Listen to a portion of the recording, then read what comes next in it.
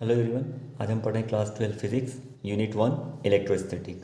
इसके अंदर हम पढ़ रहे हैं सुपरपोजिशन प्रिंसिपल। क्या पढ़ रहे हैं? Superposition principle. इसे फोर्स बिटवीन मल्टीपल चार्जेस भी कहा जाता है। क्या कहा जाता है?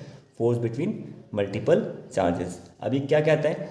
The total force on a given charge is the vector sum of forces exerted on it due to all other charges. तो इसी को समझने के लिए हम लोग एक एग्जाम्पल लेते हैं।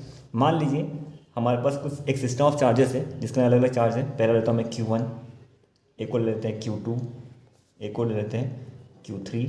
ऐसे अपने पास कितने चार्जेस हैं? n नंबर ऑफ चार्जेस है। कितने हैं? मान लीजिए n नंबर ऑफ चार्जेस हैं। अब देखिए यहाँ पर क्या होता है, फोर्सेस बिटवीन मल्टीपल चार्जेस पढ़ रहे हैं अपन, ठीक है, या फिर सुपरपोजिशन प्रिंसिपल पढ़ रहे हैं। तो इससे पहले आपने Coulomb's law in vector form पढ़ा है, ठीक है। तो यहाँ पे क्योंकि हमको वेक्टर सम करना है तो हमें यहाँ पे फोर्स निकालना होगा।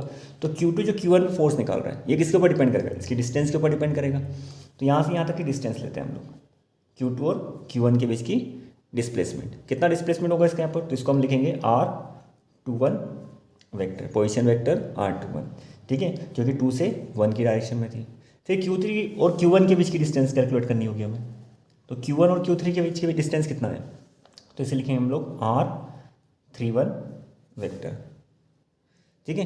वैसे Q1 से Q1 के बीच की डिस्टेंस क्या होगी, ठीक है।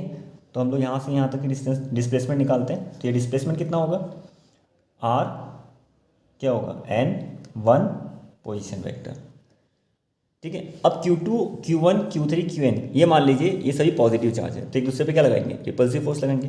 तो Q2 Q1 पे किस डायरेक्शन फोर्स लगाएगा? तो हमको पता है Q2 और Q1 दोनों चार्जेस को जो ज्वाइन करने वाली लाइन होती है, ठीक है, उसी के अपोजिट लगाता है, उसी के अलॉन्ग लगाता है, सॉरी, ठीक है। तो इसी के अलॉन्ग लगाएगा, अलॉन्ग, ठीक है। तो यहाँ पे फोर्स क्या होगा? यहाँ पे जो फोर्स लग रहा होगा उसको क्या बोलेंगे हम लोग? Force on charge 1 due to charge 2। अब Q3 Q1 पे कितना फोर्स लगा रहा है, इसको कैसे कैलकुलेट करेंगे? तो ये इस डायरेक्शन फोर्स लगाएगा, ठीक है। और ये फोर्स का नाम क्या होगा? फोर्स, ठीक है, क्या होगा? Force on charge 1 due to charge 3। ऐसे ही यहाँ पर n नंबर ऑफ चार्जेस, तो जो nth नंबर का जो चार्ज होगा वो Q1 पे कितना फोर्स लगाएगा और किस डायरेक्शन में लगाएगा, ठीक है। तो ये जो इनको ज्वाइन करने वाली एक्सिस होती है, लाइन होती है, इसी के अलॉन्ग लगाता है, तो इस डायरेक्शन में लगेगा। और ये फोर्स कितना होगा, ठीक है, F1n, ठीक है। ये सारे फोर्सेस होंगे। तो अब क्या करेंगे हम लोग? इन सभी फोर्सेस को अलग अलग कैलकुलेट करेंगे। तो पहले हम लोग कैलकुलेट कर लेते हैं कि जो सेकंड नंबर का चार्ज है वो Q1 पे कितना फोर्स लगा रहा है। तो हमने इसको क्या बोला था? F12। तो सबसे पहले हम लोग क्या कैलकुलेट करेंगे? F12 कैलकुलेट कर लेते हैं। क्या कैलकुलेट कर रहे हैं हम लोग? F12, फोर्स F12, ठीक है। अब इसको वेक्टर फॉर्म में, तो वेक्टर फॉर्म में कैसे कैलकुलेट करते हैं? तो हम लोग Coulomb's law in vector form पढ़ा है इससे पहले। क्या होता था फॉर्मूला? 1/4πε0। क्या आ जाएगा? Q1 Q2 अपॉन में क्या होता था? मॉड्यूलस ऑफ मैग्नीट्यूड ऑफ क्या आ जाएगा? 3/1 होल स्क्वायर। क्यों?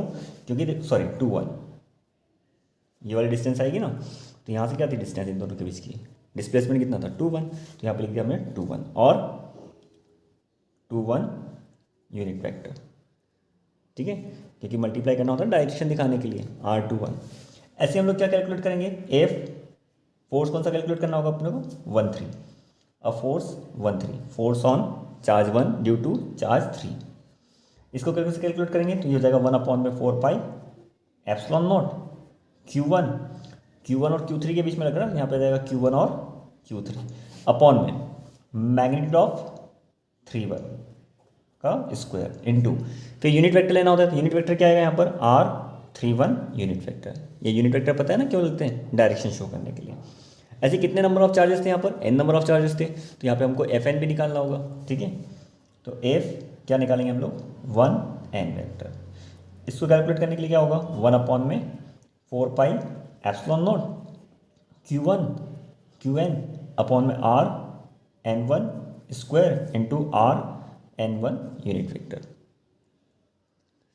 अब सुपरपोजिशन क्या बोलता है? ये तो हमने अलग अलग कैलकुलेट कर लिए। अब सुपरपोजिशन कहता है कि Q1 पे लगने वाला जो टोटल फोर्स होगा वो इन सभी फोर्सेस के वेक्टर सम के इक्वल होगा। इट मीन्स वो कहना चाह रहा है जो फोर्स लग रहा होगा, ठीक है। अब Q1 पे जो फोर्स लग रहा है अपन उसको क्या बोलेंगे? टोटल फोर्स को। तो इसको लिख लेंगे हम लोग F1। क्या लिख लेंगे? F1 vector. अब उसने क्या कहता है, प्रिंसिपल सुपरपोजिशन ये कहता है कि इन सभी के वेक्टर फोर्स सम के इक्वल होगा। वेक्टर सम मतलब कि F12 vector plus F13 vector plus ऐसे ही कितने फोर्सेस थे, यहाँ पर n नंबर ऑफ फोर्सेस थे, तो यहाँ पर क्या आ जाएगा, यहाँ पर लास्ट में F1 वेक्टर। समझ में प्रिंसिपल ऑफ सुपरपोजिशन क्या कहता है, ये कहता है यहाँ पे लिखा हुआ है सामने, the total force on a given charge, जो हमारा Q1 था, गिवन चार्ज था, इसके ऊपर टोटल फोर्स कितना होगा, is the vector sum of forces exerted on it due to all other charges. जो दूसरे सब चार्जेस पे फोर्स लगा रहे होंगे उन सब के वेक्टर सम के इक्वल होगा। क्लियर।